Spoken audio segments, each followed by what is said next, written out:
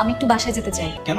এই বছর আমি বিসিএস পরীক্ষা দিয়েছিলাম, রিটেনে ভালো রেজাল্ট আছে। পরশুদিন ভাইবা এক্সামের জন্য ডেকেছে। ভাইবাটা ভালো হলে ভালো একটা চাকরি হবে। চাকরি পাবা মানে? আর তোমার এসে হঠাৎ করে এমন শখ যাবে কিভাবে?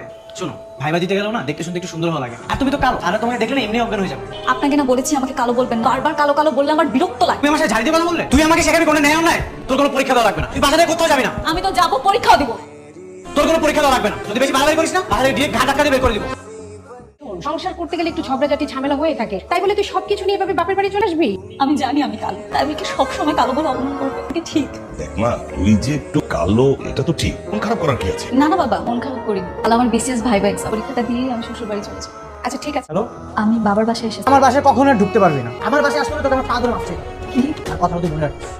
আর করে তাকিয়ে দেখছেন কি? তো ম্যাজিস্ট্রেট ম্যাডাম, আমাদের আপনার দোকান আমরা চেক করবো, যদি কিছু উল্টাপাল্টা পাই তো দোকান তো তালা মারবোই, সাথে লাখ টাকা জরিমানা। থাক, দরকার নেই। এটা আমাদের দোকান আর উনি আমার হাজবেন্ড।